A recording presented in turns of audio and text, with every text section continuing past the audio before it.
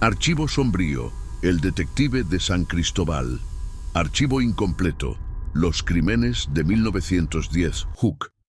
En el verano de 1910, la ciudad de San Cristóbal de las Sombras fue escenario de una serie de crímenes que nadie pudo explicar. En un periodo de 4 meses, 7 personas fueron encontradas muertas en diferentes puntos de la ciudad. Las víctimas no tenían relación aparente entre sí. Un comerciante español, una lavandera indígena, un sacerdote retirado, un estudiante de medicina, una viuda de buena familia, un carpintero, una prostituta del barrio bajo. Lo único que las conectaba era la forma en que murieron, o más precisamente lo que les hicieron después de morir. Los detalles nunca fueron publicados en los periódicos de la época. Las autoridades sellaron los informes policiales. Los testigos dejaron de hablar. Y la ciudad, esa ciudad colonial de calles empedradas y fachadas centenarias, se sumergió en un silencio que duraría décadas. Solo un hombre intentó desentrañar la verdad. Un detective privado que había llegado a San Cristóbal siguiendo otro caso y que terminó atrapado en un misterio mucho más oscuro de lo que había imaginado.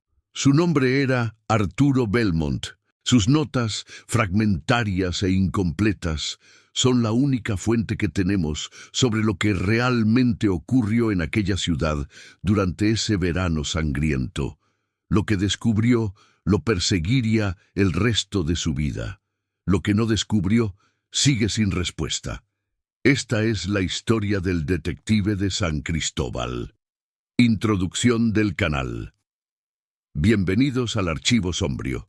Este es el espacio donde desenterramos los casos más inquietantes, las historias que el tiempo intentó sepultar y los misterios que, después de más de un siglo, siguen desafiando toda explicación racional. Hoy les traemos uno de los casos más perturbadores que hemos documentado. Una serie de crímenes que sacudió una ciudad entera, que desafió toda lógica y que terminó de la forma más inquietante posible. Simplemente dejaron de ocurrir sin que nadie fuera arrestado, sin que nadie fuera acusado, sin que nadie supiera por qué habían comenzado ni por qué habían terminado. Si te gustan los misterios históricos, los casos sin resolver, las historias que te dejarán con más preguntas que respuestas, este es tu canal. Suscríbete, activa la campanita y déjame un like si quieres que sigamos desenterrando estos archivos olvidados. Y ahora, adentrémonos en las sombras de San Cristóbal. Comencemos. Primera parte. La ciudad. Capítulo 1. San Cristóbal de las Sombras.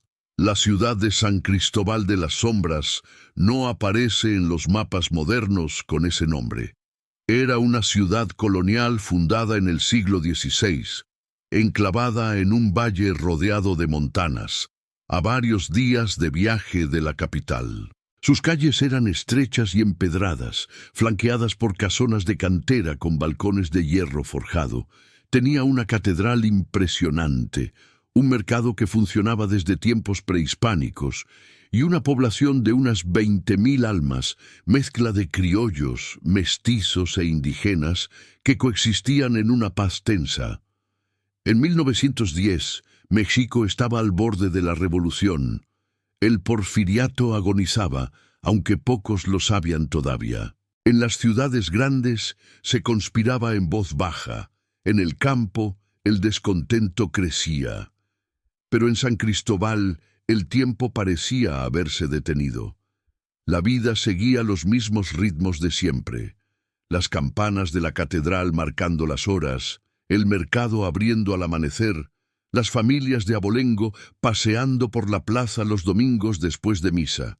Sin embargo, había algo diferente ese año, algo que los habitantes de San Cristóbal sentían pero no podían nombrar. Un malestar en el aire, una tensión que no tenía origen claro. Los más viejos decían que era el clima, que el verano había llegado demasiado caliente, que las lluvias se habían retrasado. Otros hablaban de malos presagios, un eclipse parcial en marzo, una plaga de cuervos en abril.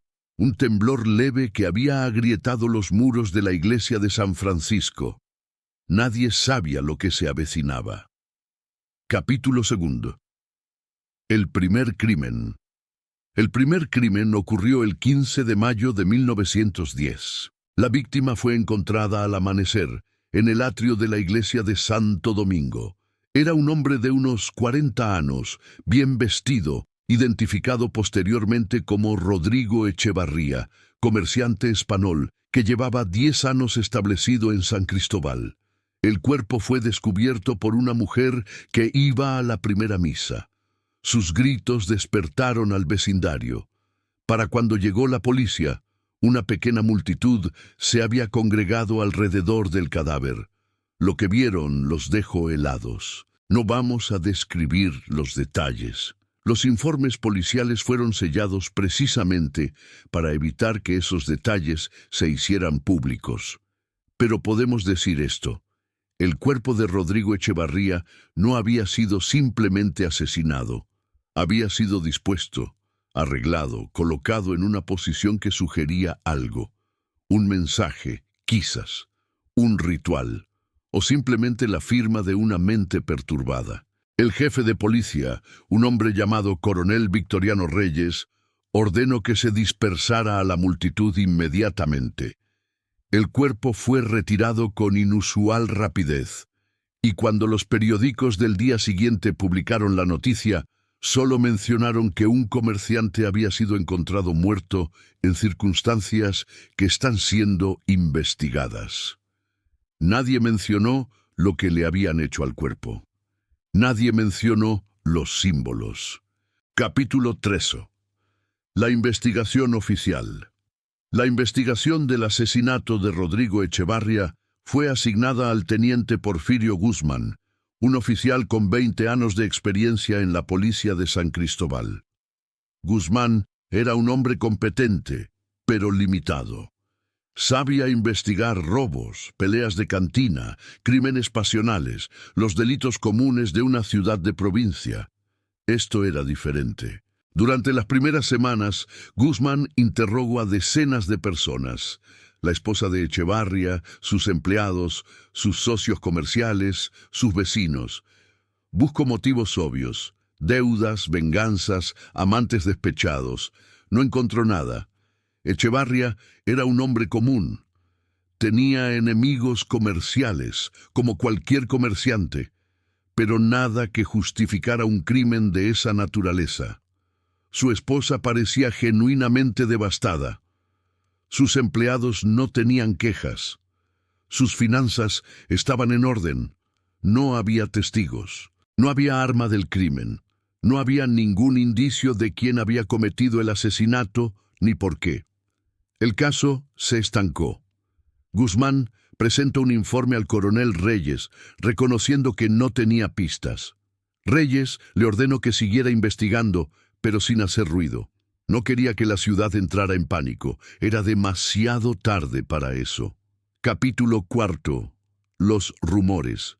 Antes de que pasara una semana, los rumores ya circulaban por toda la ciudad. Algunos decían que Echevarría había sido víctima de una venganza, que en España había dejado deudas, enemigos, quizás una esposa abandonada, que alguien había cruzado el océano solo para cobrar una cuenta pendiente. Otros hablaban de brujería. En los mercados, donde se vendían hierbas y remedios tradicionales, las mujeres indígenas susurraban sobre trabajos oscuros, sobre maleficios que podían matar a distancia, sobre brujos que cobraban con sangre. Había quienes mencionaban a los masones.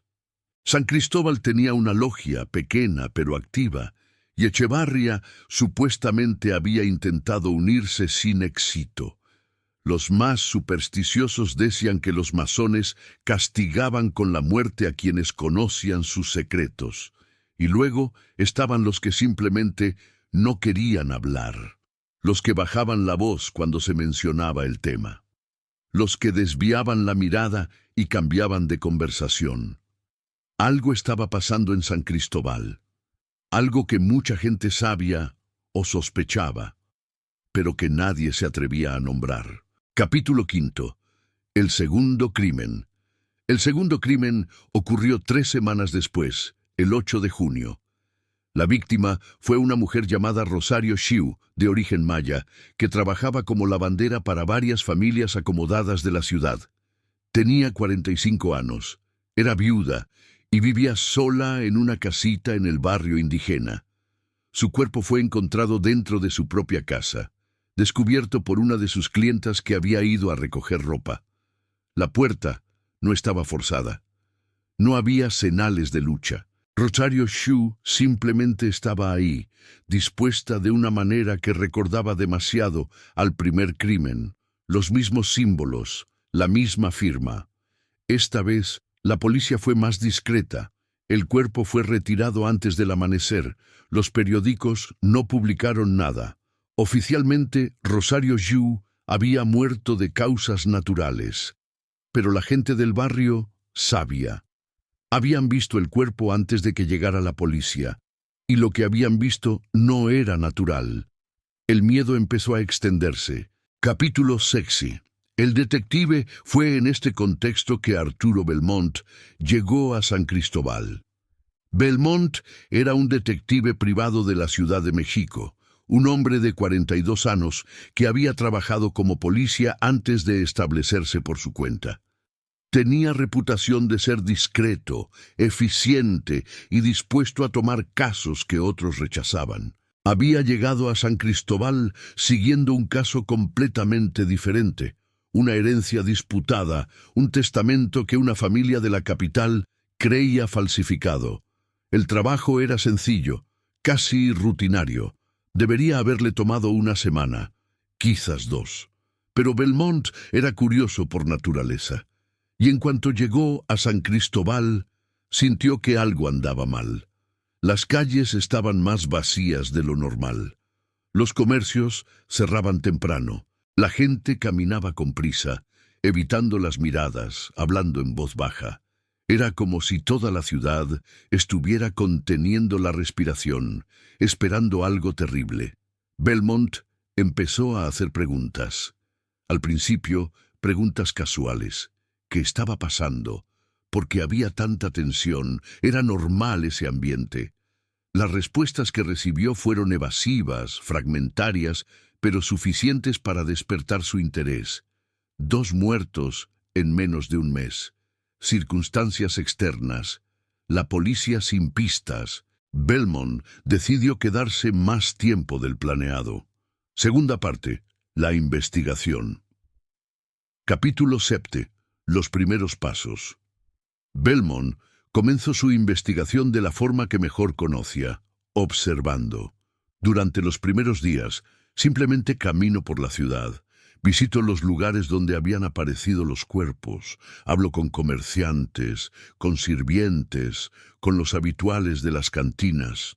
No preguntaba directamente sobre los crímenes, preguntaba sobre la ciudad, sobre su historia, sobre las familias importantes, sobre los conflictos latentes. Lo que descubrió fue una ciudad llena de secretos. San Cristóbal tenía una estructura social rígida, casi feudal. Un puñado de familias de origen español controlaba la tierra, el comercio, la política. Debajo de ellos, una clase media de comerciantes y profesionales luchaba por ascender. Y en la base, una masa de trabajadores, indígenas en su mayoría, que vivía en condiciones cercanas a la servidumbre. Las tensiones entre estos grupos eran antiguas y profundas. Había resentimientos que se remontaban a generaciones, agravios que nunca habían sido resueltos, odios que se transmitían de padres a hijos. Pero había algo más, algo que Belmont no podía definir todavía, pero que sentía en cada conversación, en cada mirada evasiva, en cada silencio incómodo. Algo que la gente de San Cristóbal sabía y no quería decir. Capítulo 8. El tercer crimen. El tercer crimen ocurrió el 25 de junio.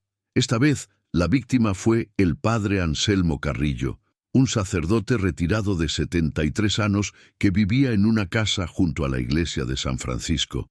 Había sido párroco de esa iglesia durante 4 décadas antes de retirarse.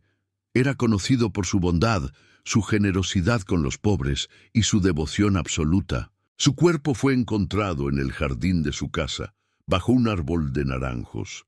El sacristán que lo descubrió tuvo que ser sedado. Nunca se recuperó completamente del shock.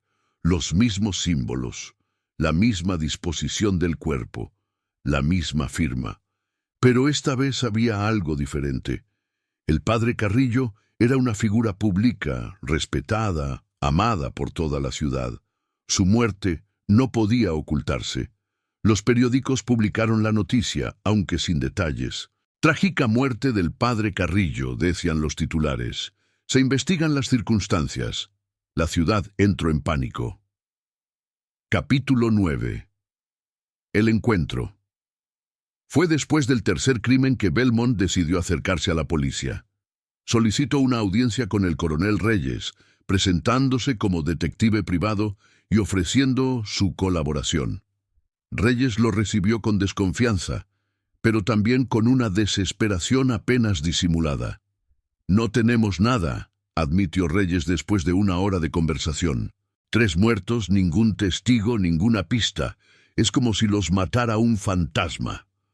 Belmont pidió acceso a los informes policiales. Reyes dudó, pero finalmente accedió.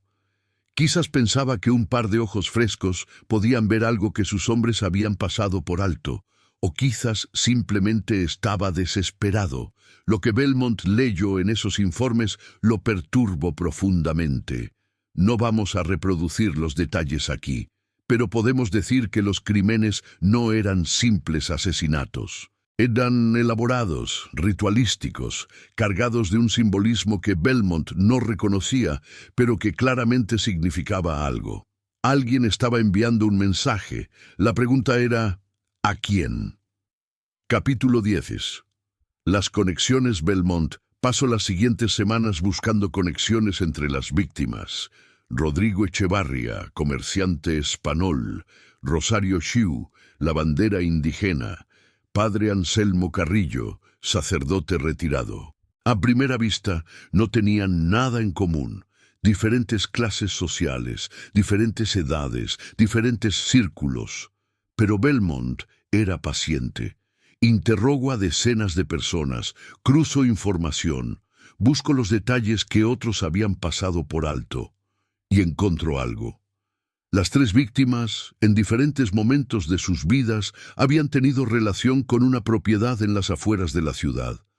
Una hacienda abandonada llamada Santa Rosa. Echevarría había intentado comprarla años atrás, sin éxito.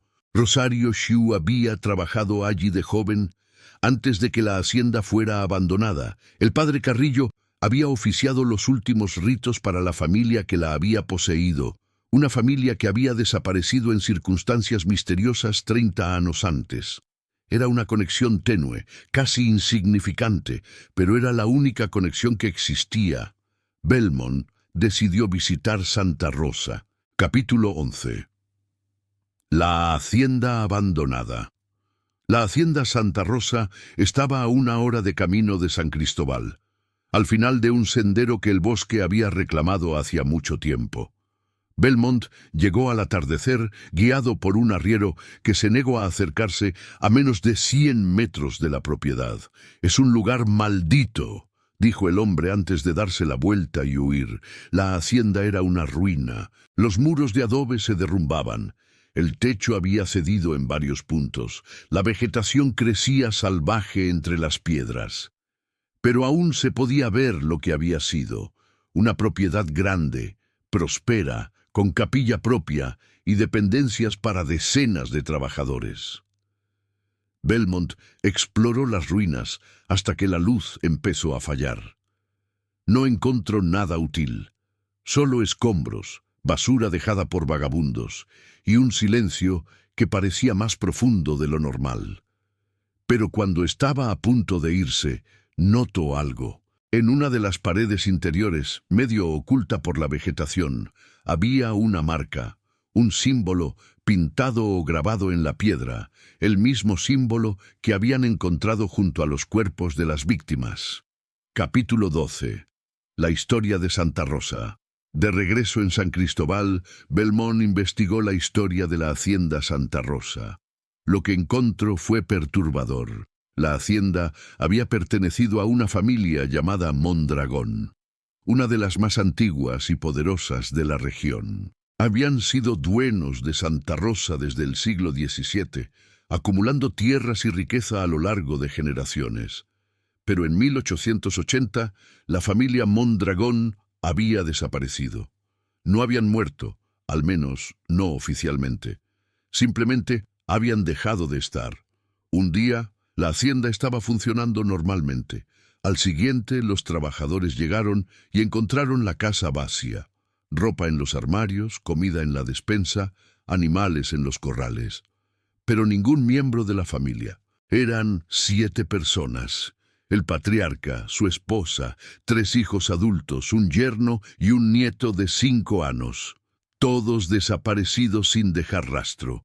Las autoridades investigaron durante meses sin encontrar nada. No había señales de violencia, no había indicios de huida, no había explicación posible.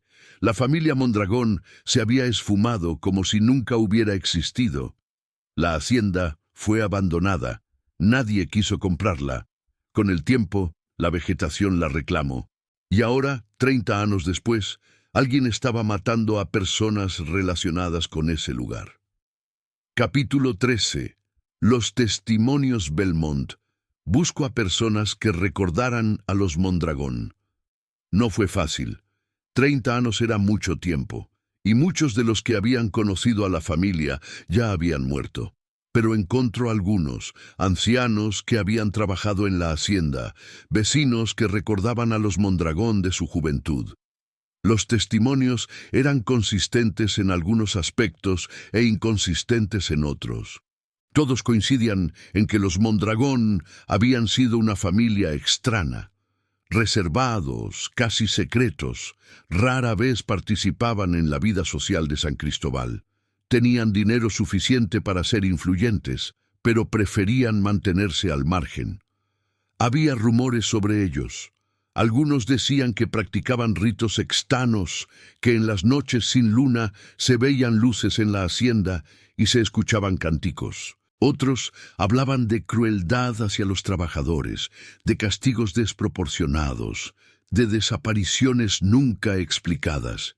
Y todos, absolutamente todos, mencionaban al patriarca, don Hermenegildo Mondragón, un hombre alto, de ojos claros, que nunca sonreía y que parecía ver a través de las personas.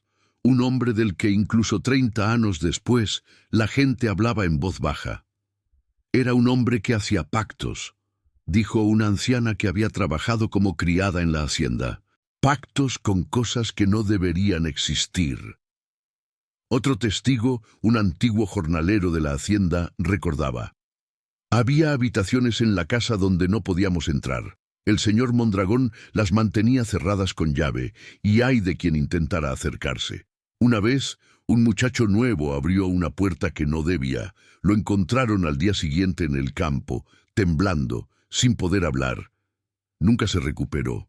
Un tercer testigo, un comerciante que había hecho negocios con la familia, ofrecía una perspectiva diferente. Don Hermenegildo era un hombre de negocios, nada más. Astuto, sí, pero no malvado. Los rumores sobre prácticas oscuras eran exageraciones de gente ignorante. Pero incluso este testigo admitía que había algo extraño en la familia. Algo que no podía explicar con palabras, pero que sentía cada vez que visitaba la hacienda. Capítulo 14. El cuarto crimen. El cuarto crimen ocurrió el 12 de julio. La víctima fue Fernando Aldama, un estudiante de medicina de 23 años que había llegado a San Cristóbal 2 años antes para hacer prácticas en el hospital local. Era un joven brillante, idealista, querido por pacientes y colegas. Su cuerpo fue encontrado en su habitación de pensión, dispuesto de la misma manera que los anteriores. Los mismos símbolos, la misma firma, pero esta vez había algo más. Junto al cuerpo, la policía encontró un libro antiguo, encuadernado en cuero, escrito en una mezcla de español y latín que nadie pudo descifrar completamente. El libro fue confiscado inmediatamente. Belmont nunca pudo verlo, pero según el teniente Guzmán, que alcanzó a hojearlo antes de que Reyes lo guardara bajo llave, contenía cosas que ningún cristiano debería leer. Capítulo 15.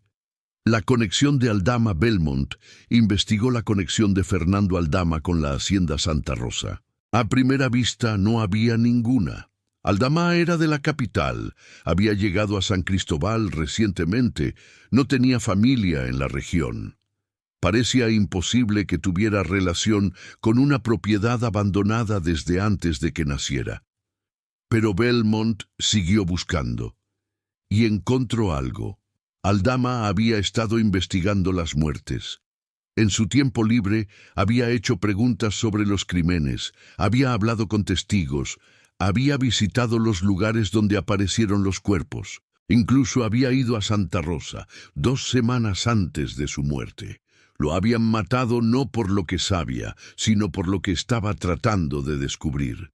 Belmont sintió un escalofrío. Si el asesino había matado a Aldama por investigar, entonces él mismo estaba en peligro, pero no podía detenerse. No ahora. Tercera parte. La oscuridad. Capítulo 16. La atmósfera de la ciudad. Para mediados de julio, San Cristóbal era una ciudad bajo asedio. Las calles se vaciaban al anochecer. Los comercios cerraban temprano. Las familias se encerraban en sus casas, con las puertas trabadas y las ventanas cerradas. Los que tenían que salir de noche caminaban en grupos, mirando sobre el hombro, sobresaltándose con cada sombra. Los domingos, las iglesias se llenaban como nunca. La gente rezaba por protección, porque los crímenes terminaran, porque el asesino fuera capturado. El obispo ofició una misa especial, pidiendo la intercesión divina contra las fuerzas del mal que acechan nuestra ciudad. Pero las oraciones no parecían funcionar. Los rumores se multiplicaban. Algunos hablaban de un asesino loco, un hombre sin rostro que mataba por placer. Otros mencionaban una secta, un grupo de adoradores del diablo que hacía sacrificios humanos. Y había quienes susurraban sobre los Mondragón, sobre la familia desaparecida, sobre maldiciones que atravesaban generaciones. La verdad era que nadie sabía nada, y esa incertidumbre era casi peor que cualquier verdad. Los niños dejaron de jugar en las calles. Las madres no dejaban salir a sus hijos ni siquiera durante el día. Las escuelas veían la asistencia reducida a la mitad, porque las familias preferían mantener a sus hijos en casa antes que arriesgarlos. Los vendedores ambulantes desaparecieron. Los músicos que antes animaban la plaza dejaron de tocar. Hasta los perros callejeros parecían inquietos, aullando de noche sin razón aparente. Era como si la ciudad entera estuviera conteniendo la respiración, esperando el próximo golpe. Capítulo 17. Los sueños Belmont empezó a tener sueños extraños. Sonaba con la hacienda Santa Rosa, pero no como la había visto en su visita. Sonaba con la hacienda en su esplendor, llena de vida, con trabajadores en los campos y humo saliendo de las chimeneas. Y sonaba con la capilla. En sus sueños, la capilla estaba iluminada por cientos de velas. Había figuras encapuchadas formando un círculo, cantando en un idioma que no reconocía. Y en el centro del círculo, sobre el altar de piedra, había algo. Algo que no podía ver claramente. Algo que su mente se negaba a procesar. Despertaba empapado en sudor, con el corazón latiéndole en los oídos, con la sensación de que había estado a punto de ver algo terrible. No le contó estos sueños a nadie, pero empezó a temer dormirse. Capítulo 18. Los silencios Belmont notó que cada vez le costaba más obtener información. Las personas que antes hablaban con él ahora se negaban. Puertas que antes se abrían ahora permanecían cerradas. Testigos que habían dado testimonios ahora decían que no recordaban nada. Algo había cambiado. Alguien estaba silenciando a la gente. Un día, Belmont fue abordado en la calle por un hombre que no reconoció. El hombre no dio su nombre, pero su mensaje fue claro. Deje de investigar. Váyase de San Cristóbal. Si sigue haciendo preguntas, terminará como los otros. Belmont preguntó quién lo enviaba. El hombre no respondió. Simplemente se dio la vuelta y desapareció entre la gente. Esa noche, alguien deslizó una nota bajo la puerta de su habitación de hotel. La nota contenía solo 2 palabras. Última advertencia. Capítulo 18. El quinto crimen. El quinto crimen ocurrió el 28 de julio. La víctima fue dona Eugenia Velasco, una viuda de 62 años que pertenece a una de las familias más distinguidas de San Cristóbal. Su esposo había sido juez, su padre había sido alcalde, su familia había estado entre los fundadores de la ciudad. Su cuerpo fue encontrado en el jardín de su mansión, a plena luz del día. Había salido a cortar flores para un arreglo y simplemente no había regresado. La sirvienta que la encontró tuvo que ser internada en el hospital. Los mismos símbolos, la misma firma, pero esta vez el asesino había actuado en pleno día, en el corazón de la ciudad, en una de las casas más vigiladas de San Cristóbal. Era un mensaje. El asesino estaba diciendo que podía matar a cualquiera, en cualquier momento, en cualquier lugar, y nadie podía detenerlo. Capítulo 19. La conexión de dona Eugenia Belmont investigó la conexión de dona Eugenia con Santa Rosa. Esta vez la encontró rápidamente. Dona Eugenia había sido en su juventud prometida de uno de los hijos de don Hermenegildo Mondragón. El compromiso se había roto poco antes de la desaparición de la familia, en circunstancias que nadie recordaba con claridad. Pero había algo más. Según testimonios de sirvientes de la familia Velasco, dona Eugenia había recibido visitas extrañas en las semanas previas a su muerte. Hombres que no daban su nombre, que hablaban con ella a puerta cerrada, que la dejaban pálida y temblorosa. Y una semana antes de morir, dona Eugenia había hecho algo que no hacía en 30 años. Había visitado la hacienda Santa Rosa. Nadie sabía por qué. Nadie sabía qué había encontrado allí. Pero algo había descubierto, algo que la había condenado. Capítulo 20. El archivo secreto. Después de la muerte de dona Eugenia, Belmont recibió una visita inesperada. Era un hombre joven, nervioso, que se presentó como secretario del difunto esposo de la viuda. Dijo que tenía información que podía ser útil, pero que no podía hablar en público. Pidió que se reunieran en un lugar discreto. Se encontraron esa noche, en una iglesia abandonada en las afueras de la ciudad. El secretario llegó con un maletín de cuero que temblaba en sus manos. El juez Velasco, que en paz descanse, guardaba documentos sobre los Mondragón, dijo el hombre. Documentos que nunca deberían haber existido. Cuando desaparecieron, el juez fue uno de los que investigó. Lo que encontró, lo selló en un archivo que nadie debía abrir. El secretario abrió el maletín y sacó un fajo de papeles amarillentos. Dona Eugenia encontró este archivo hace unas semanas. Creo que por eso la mataron. Belmont tomó los documentos. Lo que leyó en ellos cambiaría su comprensión de todo el caso. Capítulo 21. La verdad de los Mondragón. Los documentos del juez Velasco revelaban una historia que nunca se había hecho pública. La familia Mondragón no había desaparecido en 1880. Habían sido encontrados, los 7, en la capilla de la hacienda, dispuestos en un círculo alrededor del altar, muertos todos, aunque sin heridas visibles. Y en el centro del círculo había algo que el juez no describió con claridad, pero que lo perturbó tanto que decidió sellar el caso para siempre. Lo que vi en esa capilla no puede explicarse con las leyes de los hombres ni de Dios, había escrito el juez. Hay fuerzas en este mundo que no debemos comprender, pactos que no debemos invocar, puertas que no debemos abrir. La familia Mondragón abrió una de esas puertas, y lo que salió por ella los destruyó. El juez había ordenado enterrar los cuerpos en secreto, demoler la capilla y declarar a la familia como desaparecida. Creía que así terminaría todo. Se había equivocado. Los documentos incluían descripciones de los cuerpos que Belmont leyó con creciente horror. Los Mondragón no habían muerto de forma natural. Sus expresiones faciales, preservadas en la muerte, mostraban algo que el juez solo podía describir como éxtasis mezclado con terror absoluto. Y había detalles más perturbadores.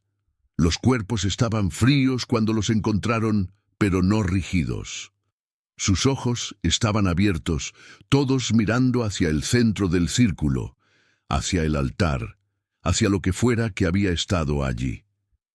El juez había ordenado que los ojos fueran cerrados antes de enterrarlos. Pero, según su testimonio, al día siguiente, cuando fueron a preparar los cuerpos para el entierro, los ojos estaban abiertos de nuevo. Capítulo 22. Los testigos del pasado. Los documentos incluían una lista de nombres. Eran las personas que habían participado en el descubrimiento y encubrimiento de la muerte de los Mondragón. Belmont revisó la lista con creciente horror. Rodrigo Echevarria había sido uno de los comerciantes que ayudó a transportar los cuerpos. Rosario Xu había sido la criada que encontró los cadáveres. El padre Carrillo había oficiado un funeral secreto, sin registro eclesiástico. Fernando Aldama era nieto de uno de los policías involucrados y había heredado documentos que su abuelo guardaba. Dona Eugenia había sido prometida de uno de los muertos y había guardado silencio durante 30 años. El asesino no estaba matando al azar, estaba matando a todos los que sabían la verdad sobre los Mondragón. Estaba borrando testigos. Capítulo 23. El sexto crimen. El sexto crimen ocurrió el 10 de agosto.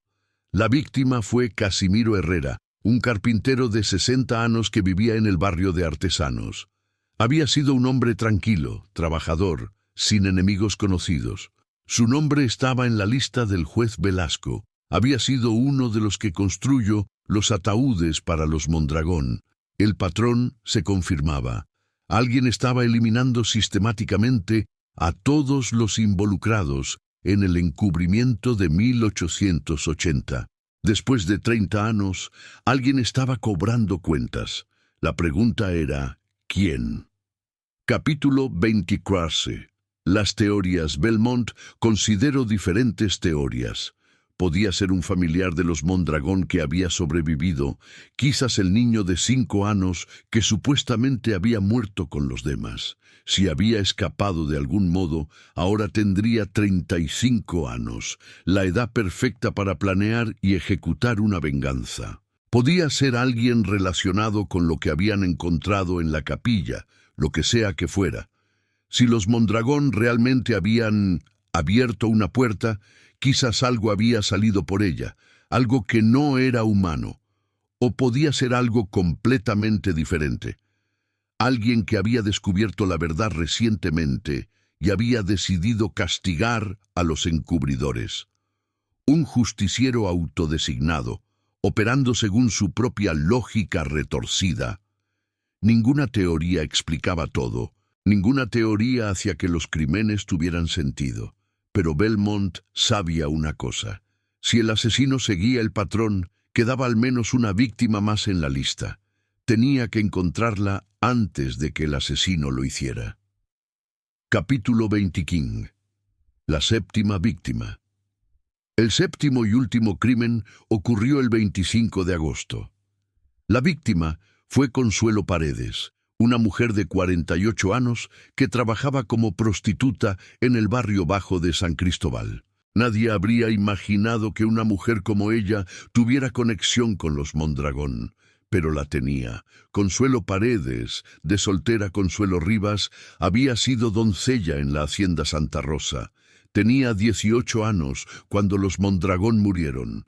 Había sido una de las que ayudó a limpiar la capilla después. Su cuerpo fue encontrado en su habitación, dispuesto como todos los demás. Los mismos símbolos, la misma firma. Pero esta vez había algo diferente. Junto al cuerpo había una nota dirigida a Belmont. Capítulo 26. El mensaje. La nota decía: Detective Belmont, usted ha sido diligente, ha seguido las pistas, ha hecho las preguntas correctas, ha llegado más lejos que cualquier otro, pero hay cosas que no puede entender. Hay verdades que no puede aceptar, hay puertas que una vez abiertas no pueden cerrarse. Los que murieron no eran inocentes, todos sabían, todos participaron. Todos guardaron silencio, mientras algo terrible era sellado en la oscuridad. Ahora, las cuentas están saldadas, la deuda está pagada. Lo que fue sellado puede descansar, no busque más, no hay nada que encontrar, solo sombras y cenizas. Váyase de San Cristóbal, olvide lo que ha visto, viva su vida. Algunos misterios no están destinados a ser resueltos. La nota no estaba firmada. Belmont la leyó varias veces, buscando pistas en cada palabra, en cada frase. La caligrafía era elegante, educada, claramente de alguien con instrucción formal. El papel era de buena calidad, el tipo que usarían las familias acomodadas de la ciudad, pero no había nada que identificara al autor, ninguna firma, ninguna marca, ningún indicio de quién la había escrito. Belmont guardó la nota en su cuaderno. Era la única comunicación directa que había tenido con el asesino, y aunque no le daba las respuestas que buscaba, al menos le confirmaba algo. Los crímenes habían terminado. El que fuera que estuviera detrás de ellos consideraba que su trabajo estaba completo, pero quedaban preguntas. Siempre quedaban preguntas. ¿Quién era el autor de la nota? ¿Un descendiente de los Mondragón que había sobrevivido? ¿Un cómplice que había esperado 30 años para actuar? ¿O algo completamente diferente, algo que Belmont no podía ni imaginar? Y la pregunta más perturbadora de todas, si el autor de la nota sabía tanto sobre Belmont, sobre su investigación, sobre sus movimientos, ¿cómo era posible que nunca lo hubiera visto, que nunca hubiera detectado que lo seguían? A menos que no lo estuviera siguiendo un ser humano. Capítulo 27. Los últimos interrogatorios. Antes de abandonar San Cristóbal, Belmont hizo un último intento de encontrar respuestas. Visitó a todos los que habían tenido contacto con las víctimas en sus últimos días.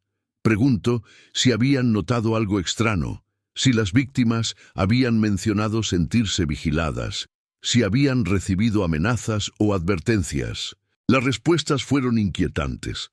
La esposa de Rodrigo Echevarría recordaba que su marido había estado nervioso en las semanas previas a su muerte.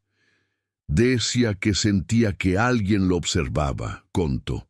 Se despertaba de noche mirando por la ventana, como si esperara ver algo en la oscuridad. El hijo de la lavandera, Rosario Xiu, que había visitado a su madre poco antes de que muriera, dijo algo similar. Mi madre me contó que había empezado a tener sueños extraños, sueños sobre la hacienda donde había trabajado de joven. Decía que veía a los Mondragón en sus sueños, que la llamaban, que le pedían que fuera con ellos. La sirvienta de dona Eugenia Velasco confirmó que su señora había estado diferente en sus últimos días. Lloraba mucho, dijo, rezaba a todas horas. Una vez la escuché decir que ellos habían vuelto, que ellos no habían olvidado. No sé a quién se refería. Belmont anotó todo, pero no sabía qué hacer con esa información. Las víctimas habían sentido que algo se acercaba. Habían tenido presentimientos, sueños, sensaciones de ser observadas.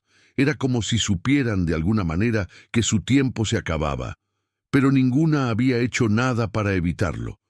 Ninguna había huido, ninguna había buscado protección, ninguna había revelado el secreto que guardaban. Quizás sabían que no tenía sentido. Quizás sabían que, una vez que la deuda era reclamada, no había forma de escapar. Cuarta parte. El final, capítulo 27.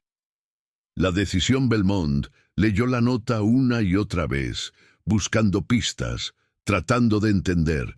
El asesino le estaba diciendo que los crímenes habían terminado, que había hecho lo que tenía que hacer, que no habría más muertes. Pero eso no era suficiente. Belmont quería justicia, quería entender, quería saber quién era el asesino y por qué había hecho lo que había hecho.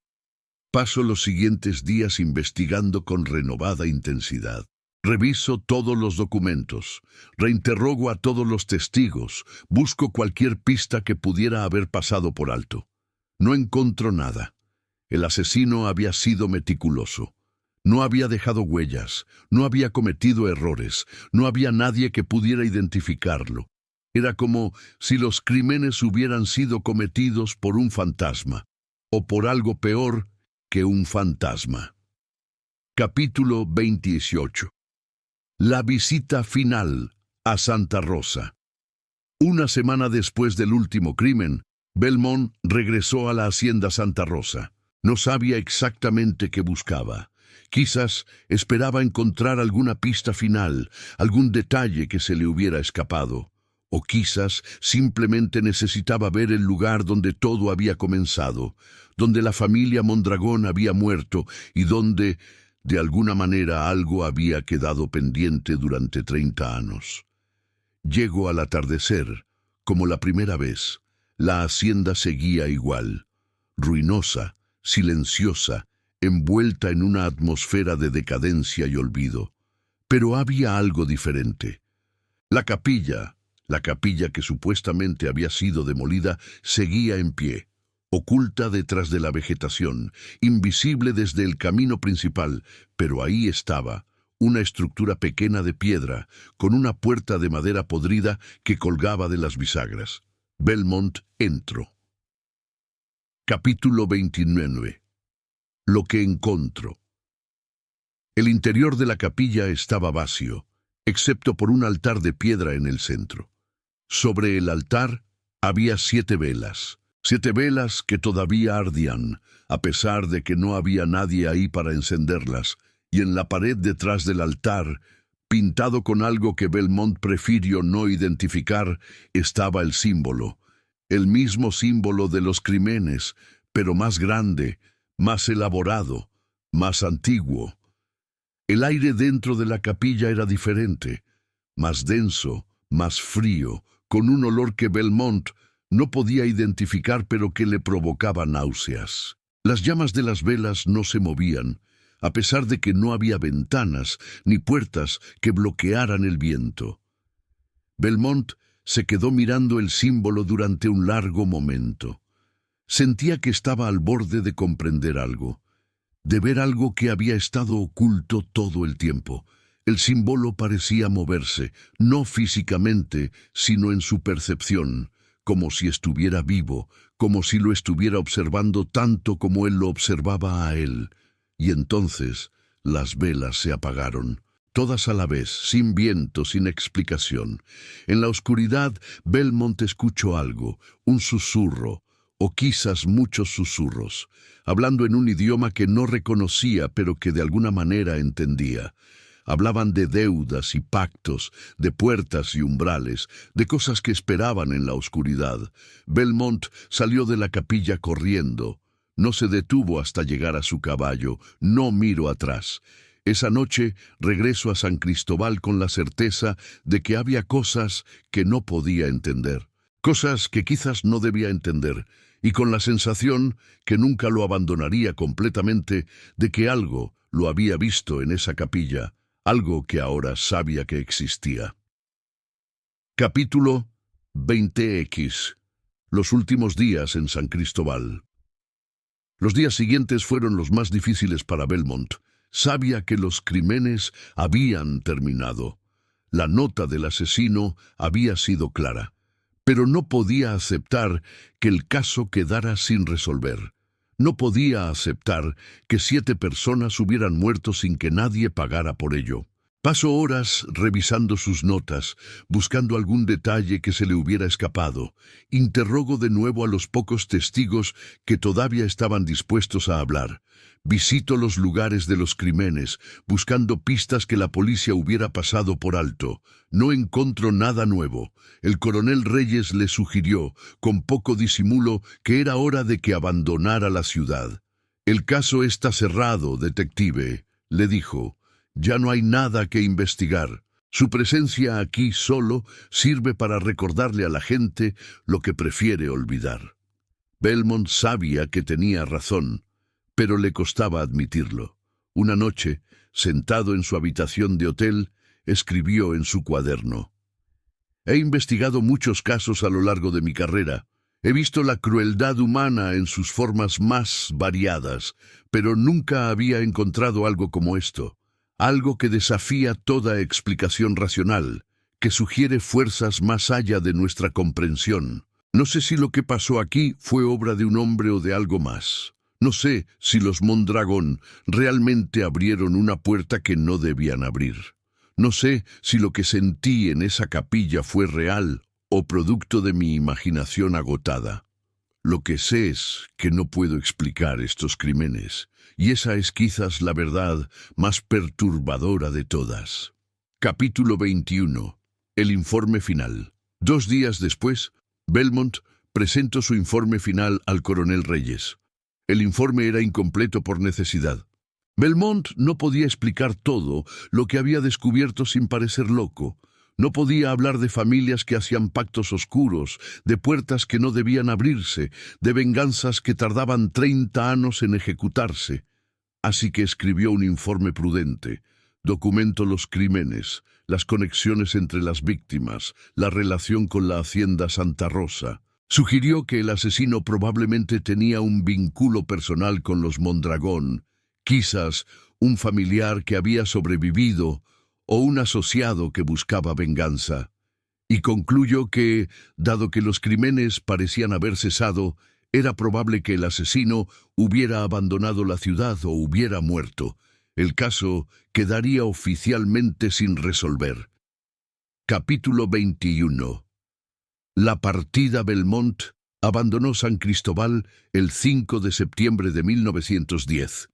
Antes de irse, hizo una última visita al cementerio de la ciudad. Quería ver las tumbas de las víctimas, rendir un último homenaje a personas que habían muerto por guardar un secreto que quizás nunca debieron guardar. Las tumbas estaban ahí, 7 en total, dispersas por el cementerio, cada una con su nombre, su fecha, su epitafio. Ninguna mencionaba las circunstancias de la muerte.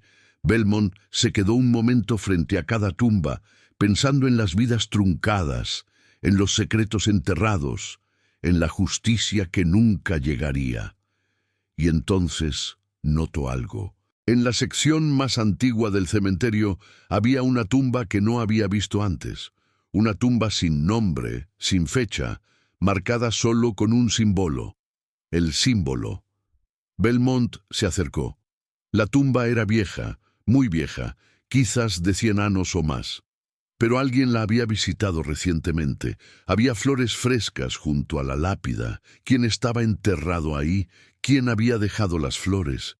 Belmont no lo sabía, y tuvo la sensación de que nunca lo sabría.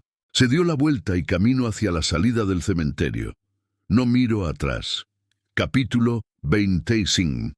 Después, los crímenes de San Cristóbal cesaron tan abruptamente como habían comenzado.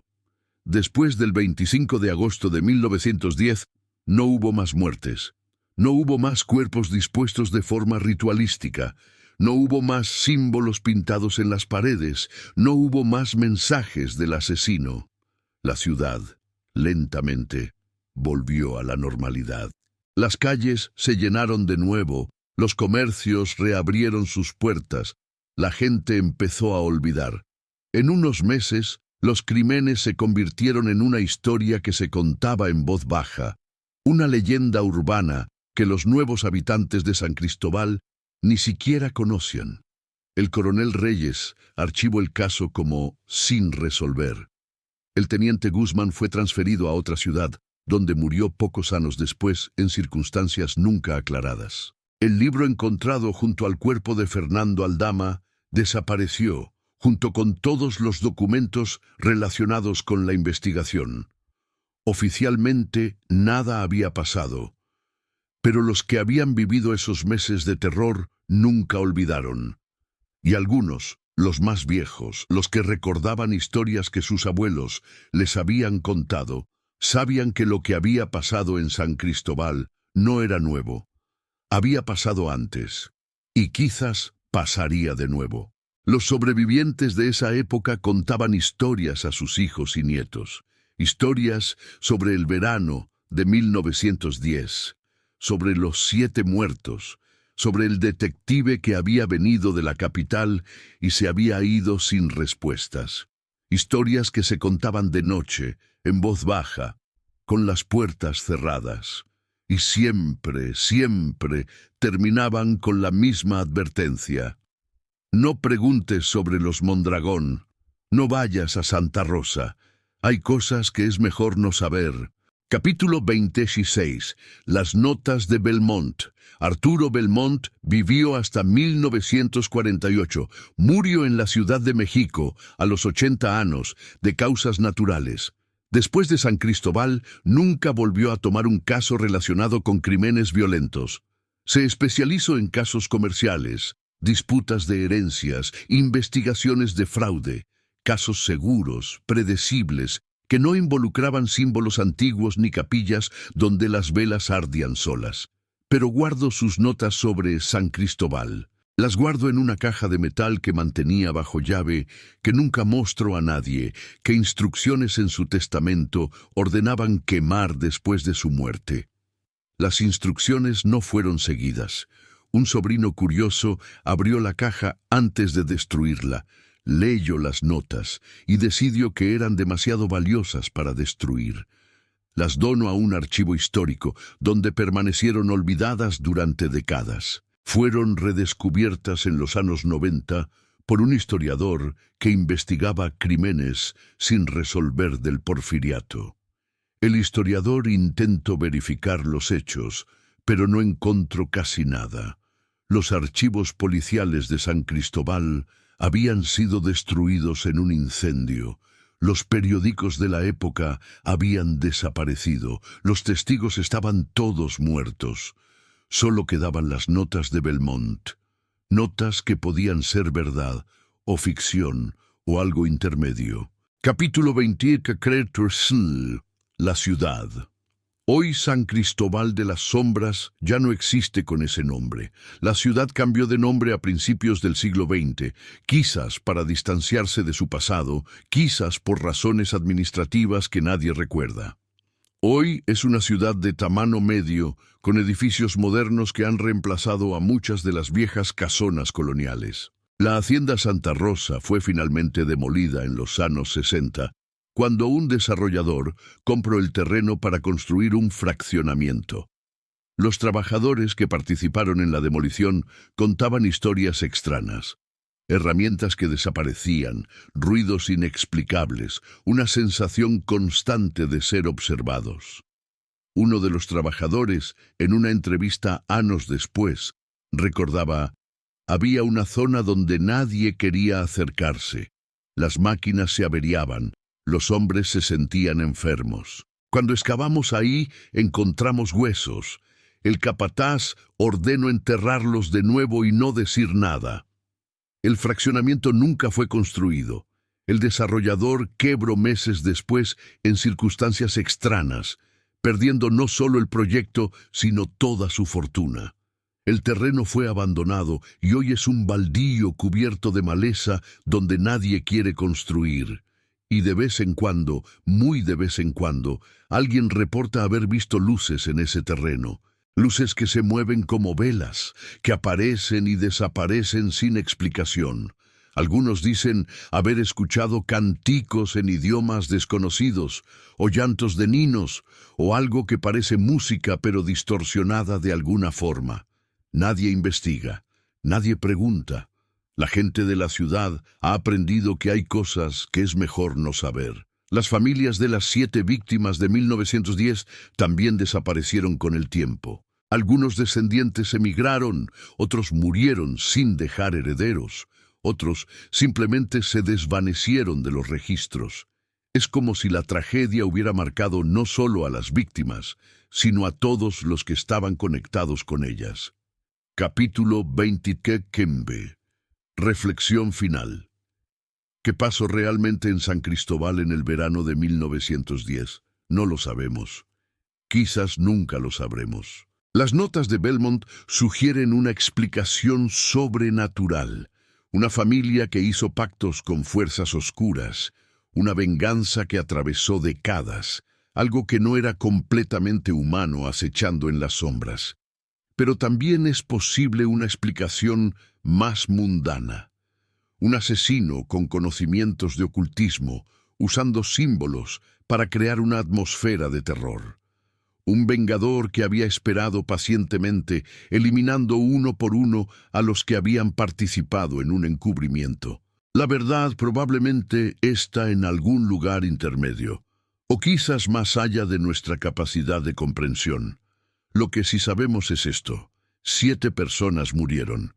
Un secreto de 30 años fue desenterrado. Y algo, humano o no, considero que la deuda había sido pagada. Los crímenes cesaron, la ciudad siguió adelante, y el misterio permanece, esperando a quien se atreva a buscarlo. Epílogo. Lo que quedó en los archivos del historiador, que redescubrió las notas de Belmont.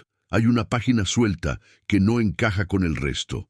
Es una carta, fechada en 1948, dirigida a Belmont pocos días antes de su muerte. No tiene remitente, no tiene firma. El sobre está matasellado en una ciudad que no aparece en ningún mapa. La carta dice: «Estimado detective, han pasado casi 40 años desde que nos conocimos. Usted probablemente no me recuerda.